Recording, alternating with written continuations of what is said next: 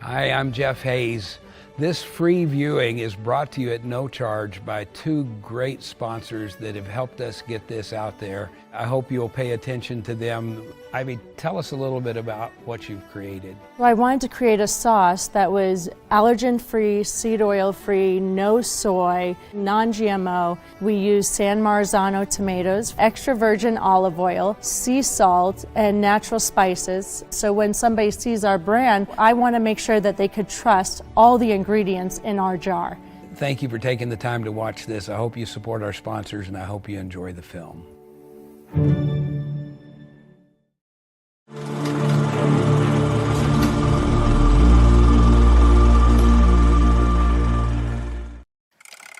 Name, K. Riddle.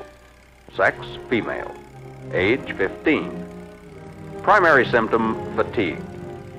Diagnosis, well, let's see now.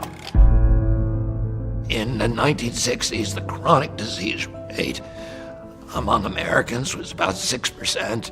By 2006, 54% of children had chronic disease. And this is a devastating pandemic. Of course, the regulatory agencies do not want to look at this issue because the entities that are creating these toxic exposures are politically powerful.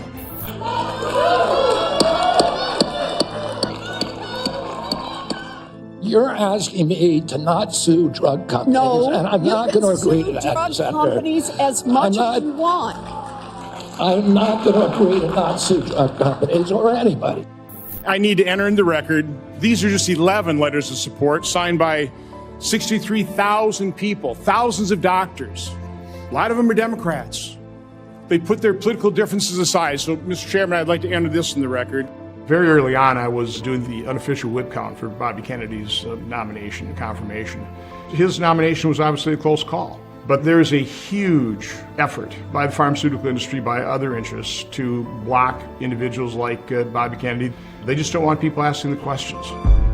They don't want to know the root cause of chronic illness. Because if we find out what it is, or what the factors are, that could disrupt the multi-billion-dollar business models of all kinds of different industries.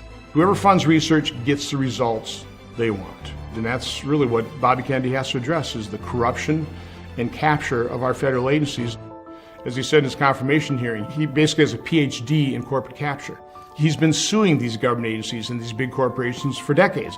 A lot of people worldwide have had their eyes opened to what's been happening, and they're demanding answers. Chronic disease accounts for 92% of deaths in this country, and almost nothing is studied at NIH about the etiology of our chronic disease epidemic. But right now, the money is going to infectious disease. But I get your point. It's an interesting point. The entire emphasis of the medical establishment in the past 20 years has been on infectious disease control. 8% of deaths in the United States are on infectious disease. 92% are on chronic disease. The word chronic disease did not appear in the Biden administration's HHS priority document. The word diabetes did not appear in the entire priority document for the Health and Human Services Department. The word obesity did not appear. If you take a broad view of what's happening to the American people, we are being absolutely destroyed by chronic disease. That has been an absolute blind spot, to the point where senators, when they were questioning Kennedy during his confirmation, said, "Is all you're focused on chronic disease? Is that it?" They literally asked him that. It's 92% of deaths. It's one of all of these toxic chemicals that all really get their start and take off right in the mid to late 1980s. Right there's about a handful of chemicals that all take off, and at that same moment, we watch the chronic disease epidemic skyrocket. We know we're sick. We know it has to be an environmental toxin because our genes don't mutate that fast. You cannot have a genetic epidemic that happens over the course of 40 years. It doesn't work that way. The number one reason why most people don't feel well, end up with a diagnosis, is because the amount of toxins that we're accumulating from the womb to the tomb in our tissues. It's amazing testimony to our resilience that we are all still here. Because if you look at the sheer volume of toxicants we're exposed to throughout the day, even in our air, we are being absolutely poisoned. The plastics, the lead, aluminum, the mercury, they're finding a teaspoon of plastic in human brains. It has to be an environmental exposure problem, and Robert Kennedy Jr. is going to put all of those exposures, the ones we eat, the ones we breathe, the ones we drink, we're going to put it out there and say, let the chips fall where they may. And on top of that, take all the databases we're going to use to study and make them available to everyone in the public. So all the scientists from around the world can check that science, can run it themselves and see if it can be repeated. That's the type of science Robert Kennedy Jr. is starting to do.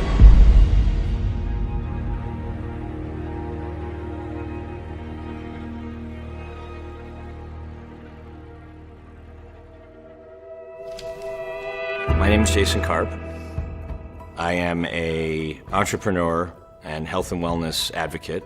I got extremely sick when I was 23. I was diagnosed with 3 or 4 autoimmune diseases, the worst of which was a degenerative eye disease, and I was going blind at the age of 23. They told me I would be fully blind by the age of 30. There's no cure for this eye disease. And I went on this really bizarre path at the time where I wanted to see if I could heal myself with food and lifestyle. And there wasn't much information out there on how food can indeed be medicine. I studied a number of indigenous peoples and tribes all over the world. And what I found is that they live all over the world in different climates. They eat completely varied diets. In the Arctic, they eat whale blubber and meat. The Maasai tribe drink cow blood, raw milk, and consume a lot of meat. Then there's also tribes that live off of fruits, seeds, and nuts. And what was remarkable is they have no chronic disease. And it created this eureka moment in my head that perhaps my diseases, which nobody could explain, were being caused by the modern living of me living in New York City, working 100 hours a week, not exercising, and not eating good food.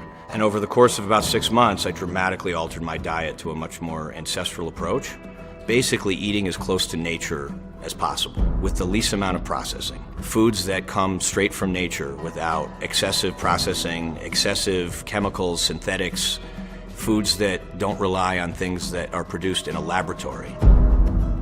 Gradually, all of my diseases started to go away and my eyesight started to come back. After about 6 months, when I went into the ophthalmologist, my eye disease was completely gone, and they had never seen that before. I'm one of the only cases alive of someone to fully reverse this disease. And if you Google this eye disease, it actually still says it's incurable. My name is Vani Hari. I grew up with 2 immigrant Indian parents. When they came here to the United States in the 1960s, they wanted to adopt the American lifestyle. And so that's how I was raised, on fast food, on processed food. I wanted to eat what everybody else was eating. So I was in and out of doctor's offices for most of my childhood, trying to treat my allergies, my stomach issues, my asthma. It wasn't until my early 20s that I hit rock bottom, where suddenly I started gaining weight, I was very sick, started to feel very depressed, and then all of a sudden ended up in the hospital with appendicitis. And it was going through that appendectomy that eventually woke me up to this idea that I no longer want to feel this way. When I started making this connection with the ingredients that I was eating and how they were chemical and man-made, I decided to opt out of that system, and I'm going to a whole foods diet. And when I made that shift, everything changed. Not only did my skin clear up and my eczema go away, and my asthma disappear, my stomach issues went away. I went off every single prescription drug I was on and started to realize a life that I never thought was possible. And I started a blog. When I started to share instances where I have felt duped by the food industry, that is when my blog posts started going viral. There are a lot of toxins in our food supply. And I'd say that modern food science has basically gone on a tear for the last 20 years in helping restaurants and food companies make their products more addictive, more shelf-stable, more reliable, more homogeneous. And all you have to do is look at the ingredient label of a Chick-fil-A sandwich, which I believe has over 50 ingredients, most of which is not what you would consider a food. So it's not just the food dyes, it's the emulsifiers, it's the conditioning agents, it's the preservatives. We've been running the largest uncontrolled science experiment on humanity for 50 years because none of these things are properly tested. Chemical additives help to feed our expanding population. Today we use thousands of them. Big Food, they have been surprisingly lax and lenient on what is allowed in our food supply. The FDA created in 1958 what's called the GRAS policy, which is the generally recognized as safe regulatory approach, self-certification. And the self-certification basically says that a company, if they create their own laboratory-produced ingredient that's modified from nature, they can hire their own independent experts, they can put a stamp on it that says this is safe, and then it makes its way into our food supply in a couple months. If you contrast that to Europe, what they do is something called the precautionary principle. They don't allow new synthetic chemical ingredients in the food without up to 10 years of testing.